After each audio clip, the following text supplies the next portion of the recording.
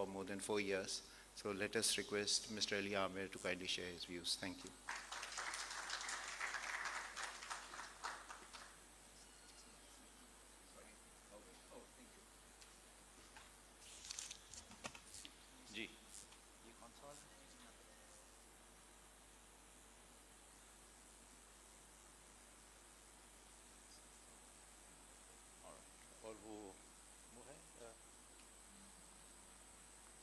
Bismillahirrahmanirrahim. Assalamu alaikum and good morning.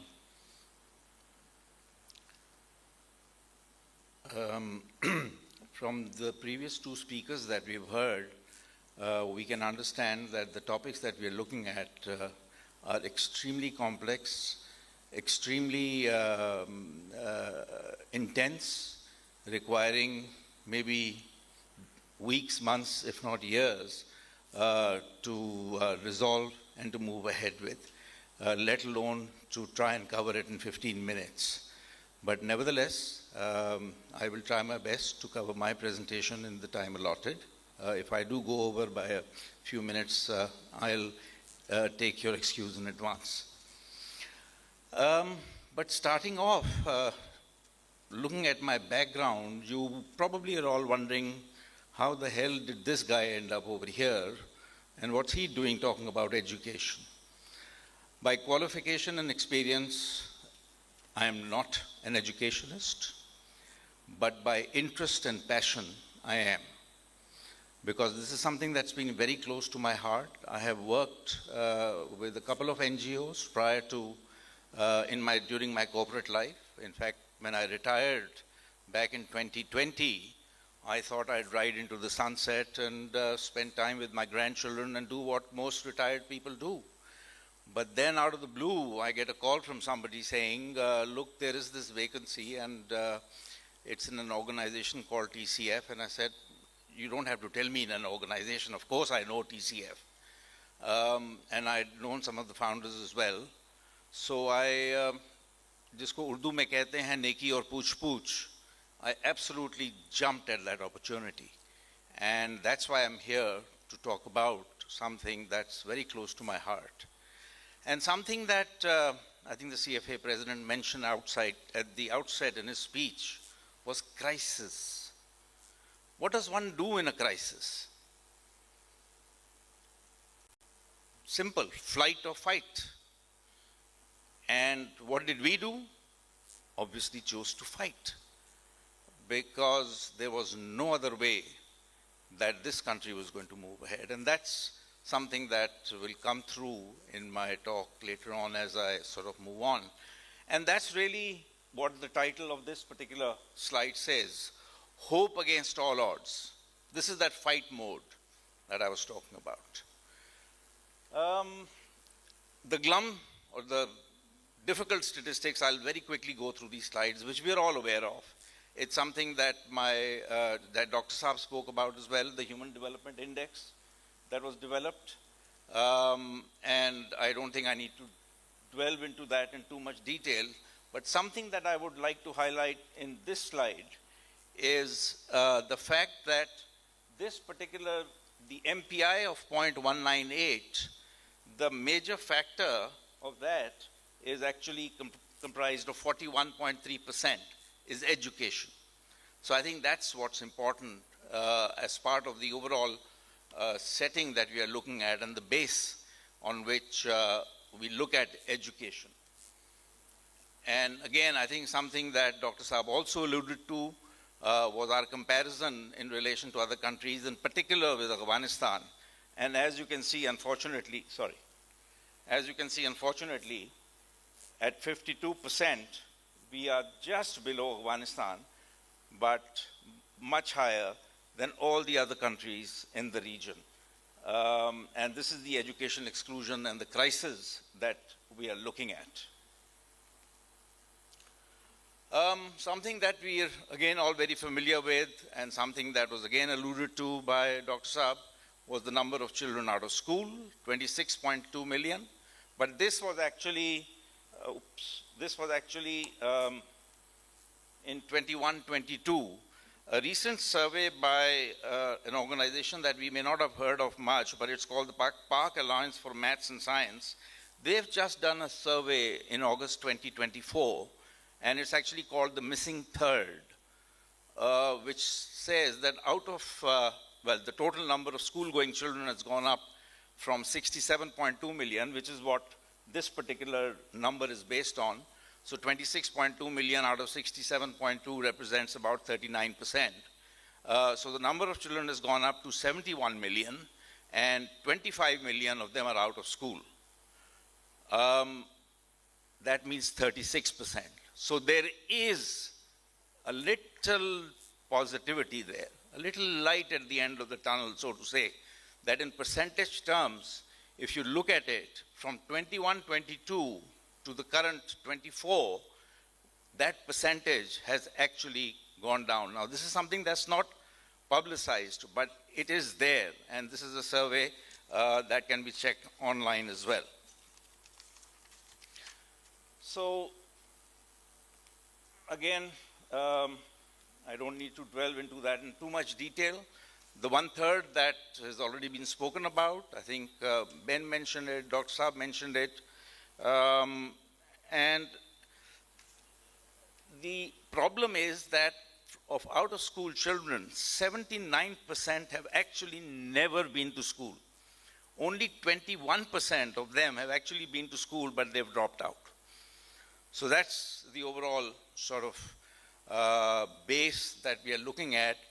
It's alarming. It's a crisis situation. It's something that the Prime Minister spoke about when this new government took over, and he spoke about an education emergency.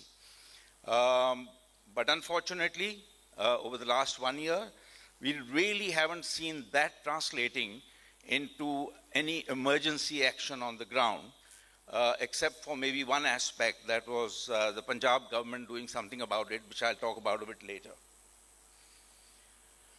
All right, so where does that leave TCF? So, a picture speaks 1,000 words. This picture is of 5 well-meaning citizens who sat down in 1996. I'm sure most of you would recognize most of them. They look much younger than they are today, so if you met them today, this is their sort of 26 or 28 year ago snapshot. And they said, we've got to do something. Now, I'll just dwell on that a bit, because it was quite fortuitous that while I was sort of going through and preparing this presentation, I got an email yesterday from somebody who forwarded me a publication called Edwell, or Education Well. It's published in I think it's in the UK. And it talked about 3 charities that had been set up in Brazil, South Africa, and India. They were education charities. And one was called the D.J. Murray Trust, which was founded in 1979 in South Africa. The Lehman Foundation, which was founded in 2002 in Brazil. And the Central Square Foundation, founded in 2012 in India. And there were 5 elements they spoke about that are essential for an NPO or for the private sector when they come into the education sector. One is commit, these are 5 principles that they got from a study of these. They were founded at different times, that had different trajectories, but their principles were the same.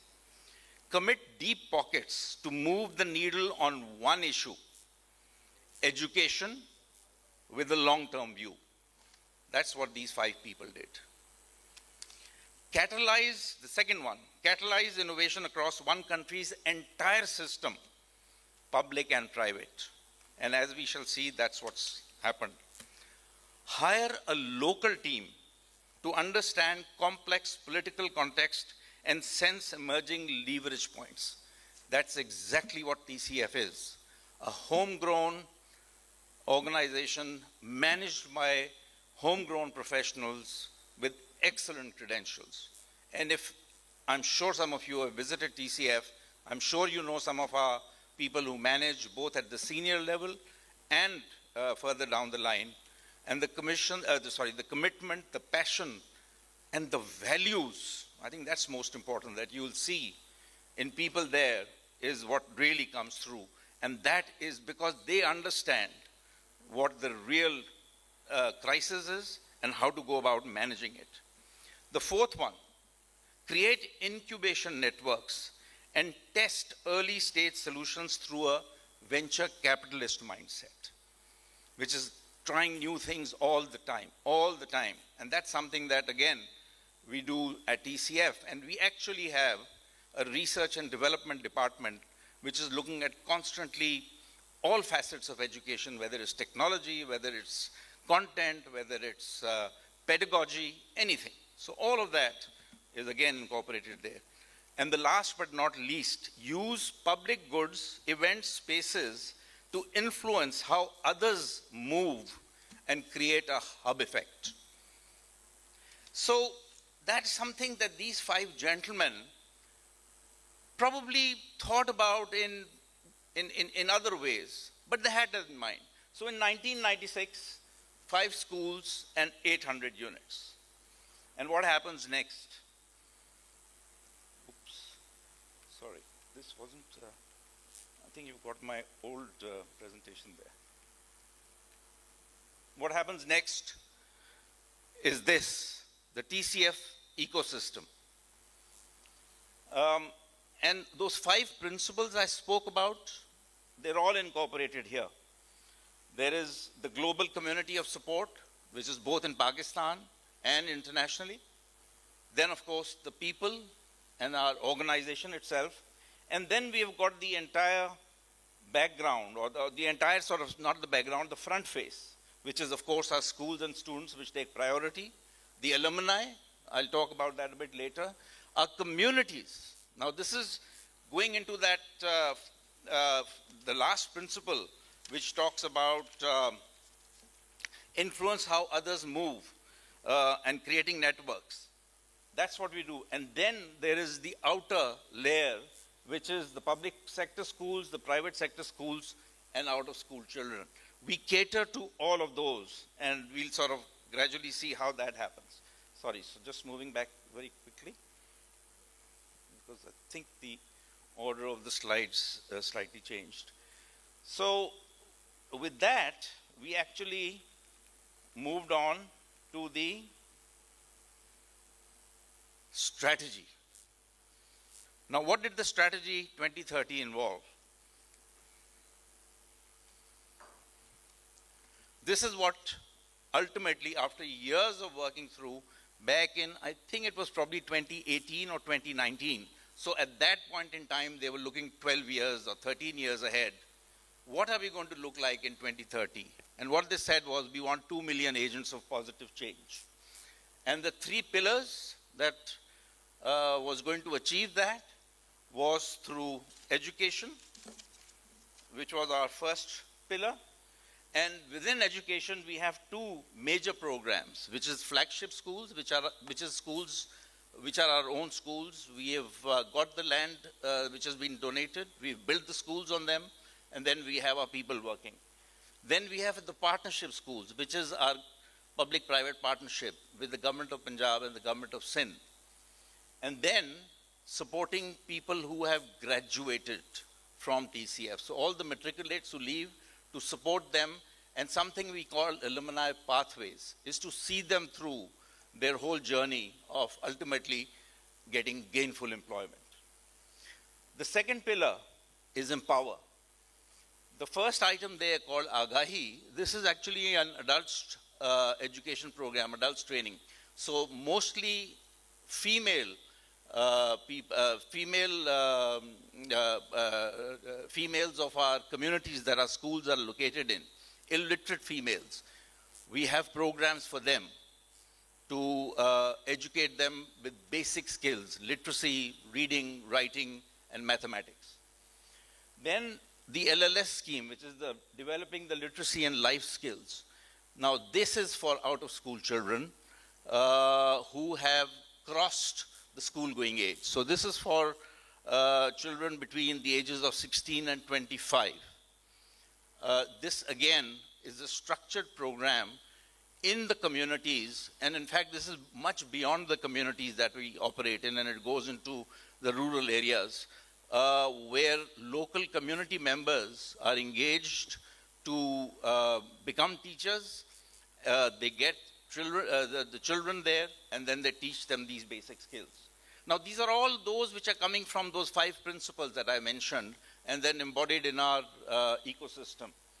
Then, of course, something that I'm sure plays a very important part in all our lives, in whatever profession we are, which is leveraging technology and media for learning, and skill development. This is vocational training that we undertake. This is another activity that we do. The last pillar, last but not least, is enable. And this again is part of one of those 5 principles I mentioned. Promote quality at scale in the low-fee private schooling sector. And how do we do that? Through teacher training. We provide online teacher training. Now, this is for low-fee private school teachers who do not have opportunities to get good training. So we have an online program called Dastak, which actually trains them. And then the other aspect is books. Low-fee private schools don't have access to good books at affordable rates. We publish our own books, and we provide them those books at subsidized rates so that they can get good books at affordable rates. Now, this is part of the low-fee private schooling sector. And then enhanced teacher training, something I've already spoken about. So these are this is the vision, and of course it's all based on a sustainable and focused people organization. Now, how do we measure this? Sorry. Excuse me for the... This is how we measure it. Starting with Educate, which is our 3 main programs, which is the flagship schools I spoke about, the partnership schools, the alumni pathways. Then we have Empower, which is the literacy and life skills, which is for out-of-school children. Then we have Agahi, which is the adult training program. Then we have the publishing house I spoke about, and Dastak, which is teacher training. And we are actually keeping track of that, and we will, inshallah, aim to get to the 2 million agents of positive change. So we're not just talking about educating children. We are talking about the entire society, the whole ambit that those initial 5 principles embody and that our ecosystem allows us to do. So at present, that's where we are. Our latest estimate for 24-25, we have already crossed the 300,000 students level combined, which is the partnership schools and the flagship schools, and then all the remaining areas that we are looking at. So where are we as of now?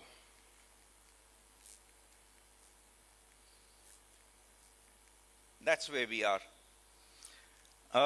And what I'd like to highlight here is that we started with 5 schools in 1996. By 2014, we had reached our 1,000. In fact, the goal our founders tell us is that we'd get to 1,000 schools. So it took us 18 years to get to 1,000 schools. And now it's taken us 10 years to double that figure. So we are now at 2,033 schools and creating 2 new schools approximately every year, which means about 100 schools are added. Now, this number is going to exponentially increase in the next 1 year, primarily because the Punjab government has come up with a program of PSRP, or the Public Sector Reorganization Program. And that involves public-private partnership of 15,000 schools in Punjab.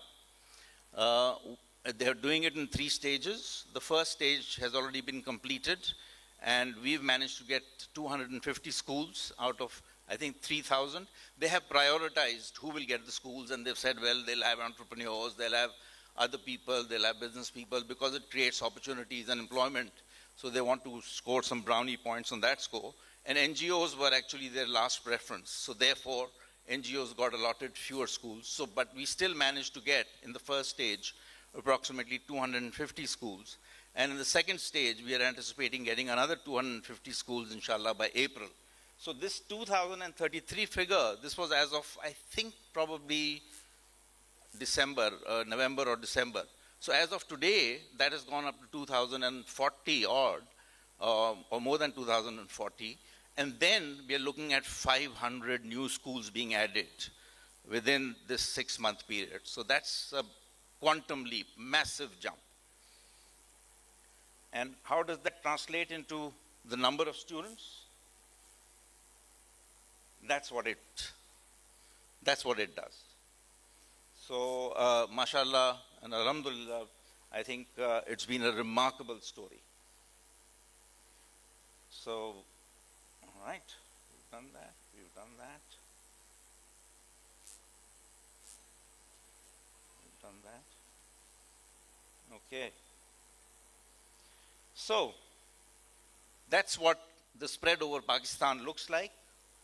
And what was most amazing and came as a surprise to me when I joined TCF was this particular remark by The Economist, which said that the charity runs perhaps the largest network of independently run schools in the world. Initially, I said, well, it could be Asia or it could be whatever. But that's actually the quote that The Economist actually gave. So, again, great compliment coming in from high-end global publication. The purpose-built schools. Now, all our schools, flagship schools to start with, are built on the same standard. There's a standard design, of course, with variations given to climate, etc., etc. And they're custom-built.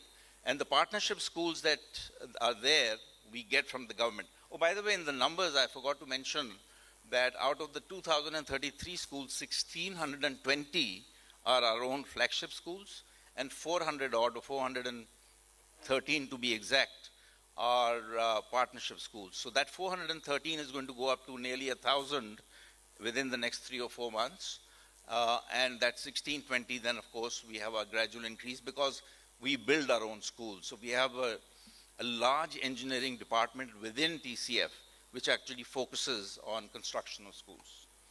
So and this is really just little pictorials of all the schools. I'm sure some of you may have visited some of our schools. This is, again, something that I think was alluded to by Ben and Dr. Saab, is female literacy. Our schools are actually not just encouraged, but they are motivated or incentivized to increase their numbers and match the gender ratio in case it falls below 50%. So if it's say 52-48, 52 males and 48 females, the principals of those schools are given targets to get up to 50, and they're motivated to achieve that. So this is a cornerstone of TCF. It's the largest employer of women in the private sector. Our total number is about 20,000 at the moment of employees, of which about 15,000 is faculty staff. And again, something that is a conscious decision made by both the board and the founders, that we will only have female faculty, primarily because that gives confidence in the areas that we work in to the parents to send their daughters. I think that's extremely important, something that our founders have been very keen on, the board is very keen on, is to ensure that we have maximum female participation in the education system. And this is again a comment coming in from the UN Girls Education Initiative. It has never marketed its brand as such, but it is essentially a women-centered program. And you will find that across the board, both in our head office as well, we have a much larger percentage. In our board, we have a much larger, by the way, the board in terms of, and the corporate governance, has mandated that we follow the listed companies code of corporate governance in all respects, despite the fact that being an NPO, we are not mandated to do so. But the board has actually mandated that, which requires actually one female director on every board. We actually have 3. So that just gives you an idea of where we are coming from and what sort of importance we give to overall female participation within the educational um, sort of ecosystem. Now, we follow Urdu as a medium of instruction. And that's again primarily because there was a study, in fact, done by Harvard, which actually said that children learn the best, especially in their early years, if they are taught in the language that they are born in. And that actually has given rise to another concept, which is called the mother tongue-based multilingual education. What this actually means is that beyond Urdu, there are areas both in Sindh and Balochistan where there are local languages prevailing. And we have developed programs in certain schools to teach students in those local languages. And again, this is coming from Harvard, being taught in their mother languages. And then alignment in the language of textbooks, classroom instructions, and assessment, of course, is essential. And this is what I spoke about earlier, the Research and Development Department actually does. We design and publish our own textbooks. So we have our own curriculum, we have our own textbooks. Sorry. And one thing I'd just like to point out here is that in the previous government, there was what we all have heard about is the single national curriculum. The director of that program was an she's a Harvard PhD, Dr. Chughtai, Mariam Chughtai, and she actually took assistance from TCF to help them come up with an appropriate, and they had help from, they had 400 people actually working in that program. Now, can you imagine 400 people, which included ulamas, which included teachers, which included all sorts of academics, and they had all sorts of material come in. Ultimately, after going through all that, Dr. Mariam Chughtai actually said, and she has made a statement to that effect, that TCF books probably present the best alternative in terms of a widely accepted curriculum. It never came about, of course. The whole program then just sort of went into the background. Because on that score, what TCF did, another first was, we said, we will offer our content free of any charge. So it's a bit like, DeepSeek, which is offering open platforms. So here we said, all right, fine. If the government likes our books, we are prepared to give them free of cost. So no royalty, no nothing. We'll give them the content free of cost. But of course, that never came about. But that's the sort of level that our textbooks actually do. Very importantly, shifting stereotypes. Showing a female playing cricket, showing Abba cooking. I'm not sure how many men in this room do that, but nevertheless, we try and focus on that. And Ammi doing, so, this is again part of the whole aspect. Something I spoke about, I don't need to go into length on that. 21st century skills, digital literacy programs, online teaching programs. We have that. We have now tablets for all students from classes 6 to 10. So that's a huge number. That's nearly 50, 60,000 tablets across the board that we've given to our students. And that's all free of cost. How do we ensure that our standards are met? I won't dwell on that for too long, except that just giving you a broad overview of the training, the content and pedagogical support that we provide, and the competency test. So this competency test for teachers is done every year. On top of this, we have what we call PQI, or the Principal Quality Index, which assesses each principal every year. And they're given awards, they're given motivation to do even better. And then we have something called the Whole School Index. So the school is then judged on an overall context. So the standards to be maintained are actually quite high. And the outcomes is something that we are particularly proud about. This is a slightly dated slide. It goes back a few years. But we are going to have this survey now done every second year, starting from the current year. ACER is an organization that provides It was started in India, and it's in Pakistan now. It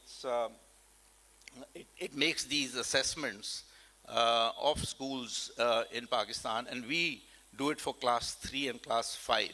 So in all the areas that we are looking at, Urdu reading, English reading, arithmetic, we are ahead of both private schools and, of course, way ahead of public sector schools. Something I just mentioned briefly earlier on is our alumni program. So to date, we have 63,000 graduates, which means 63,000 students have completed matriculation since inception. So from 1996 to date, 63,000 matriculates have completed it. And we have been providing support to many of those students. The ones that we have provided support to, we are tracking the alumni journeys and supporting them at every step. A very quick look at what the progress of our graduates has been. So 100% starting point, 87% enrolled for intermediate. 57% completed, and this is as a percentage of the previous stage is 66%. For tertiary enrollment, 27%, and then 26%. Compare that to the national average. So 87% compares to 21%, and 47% to 12%. So this is how effective our alumni program has been. Okay, I think I'll move on to that. Something I've mentioned to you, this is the adult literacy program, has reached 221,000 female learners to date. Vocational training, 3,700 women have achieved that. Dastak, I've already spoken about. This is in its infancy, and this is something that we are launching on a big scale now, marketing our books to the low-fee private schools to take advantage of both the quality and the content. The publishing house, that's the publishing house. Dastak is, I'm so sorry, Dastak is the teacher training program that we are providing online, and this is something that, again, we are looking at expanding exponentially. And Sujag, this is our out-of-school children program, and this has also actually grown leaps and bounds and been extremely well received. And this is for children, again, as I mentioned, who are out of school, who are beyond the school-going age. Last but not least, some of the awards that TCF has received because of its performance. And this is very few of them. Of course, there's tons of other awards, whether it's corporate excellence, whether it's corporate reporting, whether it's corporate initiatives. So mashallah, TCF has done well on all those counts. So I think with that, I will end my presentation. Thank you very much.